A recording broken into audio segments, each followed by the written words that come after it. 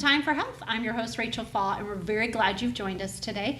Every time we meet, we talk about a different health topic, and I always tell people, don't start or stop anything without talking to your primary care provider first. So today, we're talking about pain, but how to prevent it, how to manage it, how to alleviate it. And we have Dr. Kumar here with us. Thank you for coming. And Jill Solis, nurse practitioner in the Pain Management Clinic at Magruder. Thanks for having us.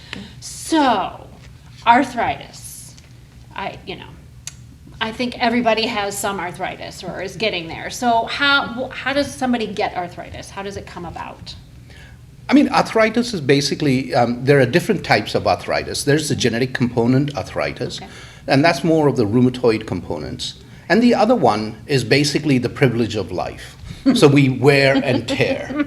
So depending on how we treat the body, depends on how do we end up with the product. If somebody had a particular joint that they abused when they were younger, whether it was, they tripped and fell or something happened, those joints will wear earlier. So that's called osteoarthritis. And in your experience in the past?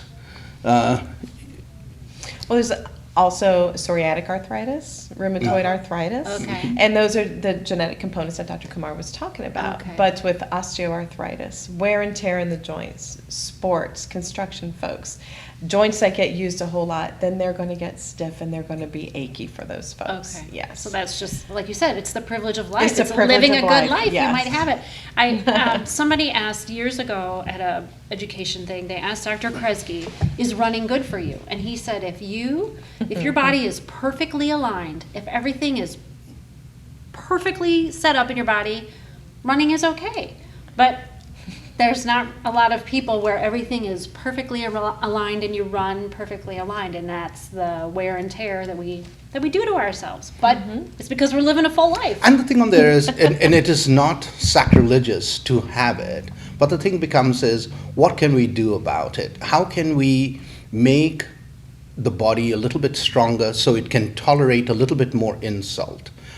In the past, I mean, we have, people who haven't had an injury or anything like that, but it is that one piece of furniture that you just had to move and we just grabbed it and we just did it, and it's like, oh, and I paid the price for it. Yeah. Well, that paying the price for it is the start of it.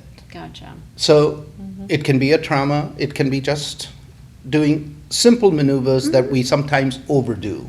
Things that you repeatedly do for Yes. work or hobbies or whatever can do that kind Correct. of stuff too. So that's kind of how it comes about. And how can we prevent it? Or maybe you can't prevent it completely, but how can we do a better job of preventing it, or maybe not having it become so bad? Well, sometimes we don't have that option to not use our joints, Yeah. depending on our job Right. and our work or our body habitus or just how our genetics are. Yeah. But, if we're very much into wellness as well and replenishing minerals that we have. So that is by taking the proper vitamins, taking proper care of our body. And when we feel that something is not right, to don't expound on that. And to know and to read our body when to stop and when to not do something that we shouldn't. As far as just like management at home, and those would be some of the over-the-counter anti-inflammatories that we see in the store, such as Aleve or ibuprofen, and to take those carefully and cautiously. Sure. But there's some other non-medication ways to manage arthritis and pain, which there's some certain vitamins and supplements, and we talk about that too with some of our patients Right. in the clinic. Curcumin is a herb, and it is a very strong anti-inflammatory. So I can tell you, when I was young, dumb, and happy, I am paying the price for it as an individual myself. And so the key thing that motivated us was how to improve the quality of life and what would I do knowing what I am going through at this point. So one of the things that I've stressed to the children and even to my grandchild is all about nutrition. nutrition is not necessarily, it's everything we put into our body. But the thing is, we can be forgiven some sins if we also put the other component in our body. So nowadays, our food sources and everything else, they're tinted, long and short. So we aren't getting the proper amount of zinc or the magnesium and or the copper and or the sulfur, which made the water stink like rotten eggs when we could drink from a well. So even the water we drink is basically so sterilized that it's lacking the minerals. Normally that would be there in a leach bed stone. So now what we have to think is, in this population, in this time period where we are, we have to take some supplements. It doesn't have to be exorbitant. Taking a multivitamin a day is like a basic thing. So yes, you're not forgiven for all the sins, but a little penance is done. Right. So then therefore you can do a little bit more, fully understanding, and now where you want to be at the end of the race, not when you start the race. Right. Because the end of the race is determining the winner. Yeah.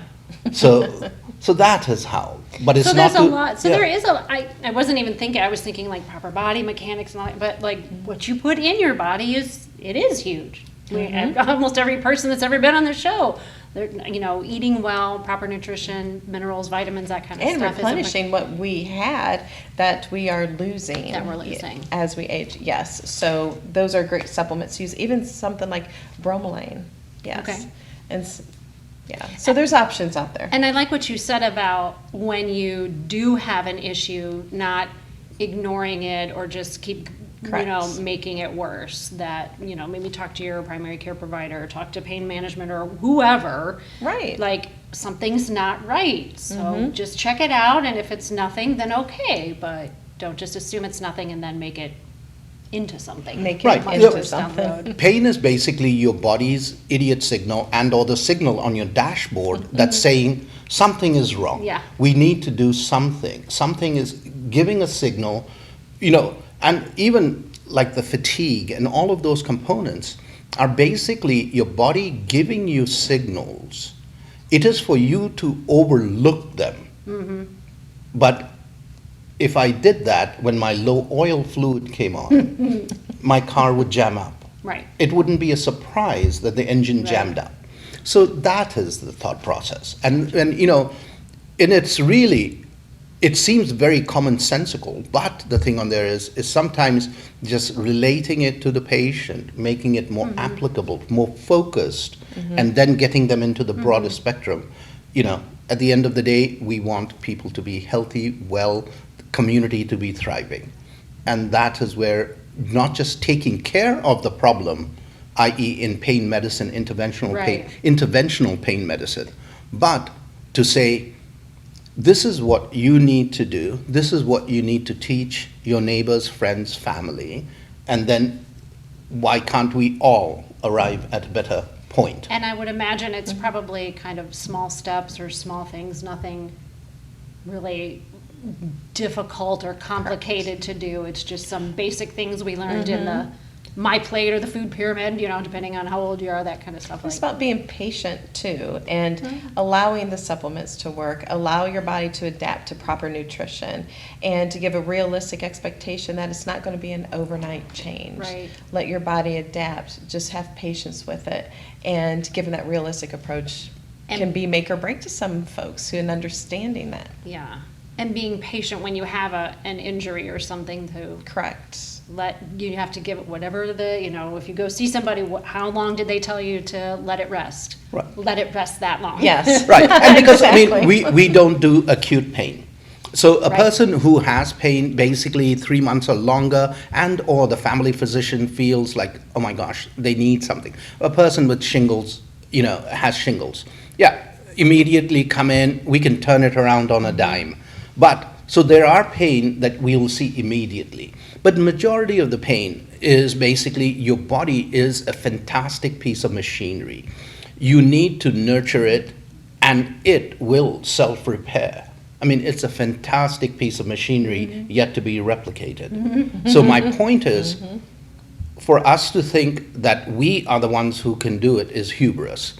So what we need to do is say, what can we enable the body to do while we take care of the real loud squeaks?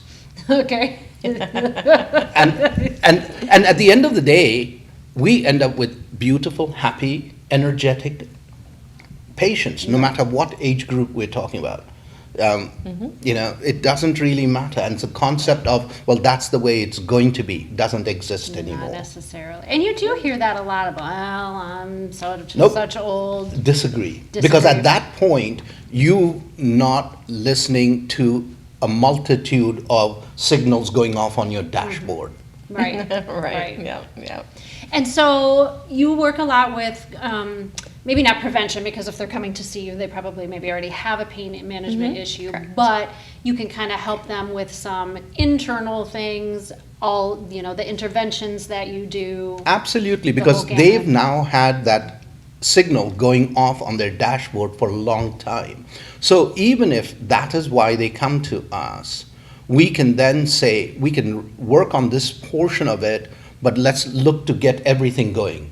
And by doing that, we have very, you know, really productive, engaged individuals I bet they're pretty happy. who came to us for more than, you know, got more than what they came to us Right. for. They Yes. just came for us that squeak. I agree with you Yeah. 100%. Yeah. And it's so satisfying to see that, to see where they have come, and more of just their pain, but their overall wellness. Chronic pain is, And their perception of what we have done and what they have done for themselves based on Right. recommendations. Yeah. The empowering. It is. It's empowering the patients themselves, and they own that. yeah, And it's that's it's really really cool. satisfying. That's cool. Yeah, because I mean, it's a short gift we have, you know, of life. Yep. And, you know, we respect that, we look to maximize it for the patients, and we are happy There's- that they are. So many different ways to do that. Now, we only have a couple of minutes, but pain affects the immune system. Yes. Talk a little bit about that. Joe. So that's okay, no problem. So when we experience pain, it can touch in our immune system. Okay. And it can cause like certain flare-ups, but what our body does as the machine that it is, in response to pain, our body can release cortisol. And cortisol, It's not good. Not a lot of cortisol is Okay. good. Cortisol does have a proper function Okay. in the body, but too much cortisol can result in inflammation, Okay. as well as releasing catecholamines in our body too. So what we get as a response is inflammation and an autoimmune response per se. Am I describing this right for you? Correct, because I mean, the whole thing is our adrenal gland system kicks into overdrive. So cortisol is also higher in people who become insulin insensitive, than diabetes, you know. So there's a cascade that happens with it. But part of it is our whole immune system, our body's adrenergic, our body's energy is focused on trying to have the animal survive the pain. It's going to give up something. Gotcha. And so if we decrease, you know, we never get pain, I mean, we never get like colds and flus in the summertime because our bodies are not stressed at that time. But in the fall and winter, now all of a sudden our bodies are changing. Our cortisol level kicks up for, you know, that's the winter hulupkis that we have to have, you know, because we know it's coming, you know. So our body then is stressed a little bit more. Gotcha. And that is the time our immune system Okay. is also drifts down. So Okay. pain all is one of connected. those things that is just extreme in there. So And especially yeah. with the viral things that are going around nowadays, which everybody's fed up of hearing, you know, Yeah. it absolutely makes a difference. Awesome. So this is just a huge piece, managing your pain, addressing your pain, preventing it as much as possible. It's just a Yes. huge piece of the overall health and wellness and is. functioning puzzle. And the thing on there is, I think, you know, medicine is really truly becoming very exciting in the future where it's going to be. And that is what engages me still. And, we don't live in a perfect world. It will never be the perfect world because there's always a little pothole that you will twist your knee on, like Right. Dr. Kresge was saying. I 110% agree with it, and it's that stupid little thing that starts the, That bump when you were skiing. and then I Yes, ignored, yes. ignored on my dashboard, which Yep. then, and I ignored. Yeah, so there'll always be a need for that as well, but we can do And to read our bodies, listen to our bodies, look at our dashboards, pay attention to it. to the dashboard. Get our oil changed when we need to. And that's the physical exam. Get the, Yes. the preventative component of it, I think, is fantastic. But I think there's so much information, you don't know the disinformation from the real information. But I think having that conversation with the family physician is to say, I want to do this. And the way I look at it is, I want to be able to have the quality of life I want to have, but not necessarily that can only do this, I have to do this, I have to do that. Well, what else can I do to have my sins forgiven and be able to do that? And that is the way we approach it. Awesome, Yeah. thank you. Yeah. Appreciate it, thank So we you. learned a little bit about pain management, about how it happens, a little bit of prevention, some things we can do to pay attention to our dashboards and get our oil changed, so to speak, when the lights are flashing on our dashboard. So lots of awesome tips. Thanks for being here. Thanks for having us. Hopefully it's useful for you, or share the information with someone you know and love. And until we meet again, I encourage you to make time for health.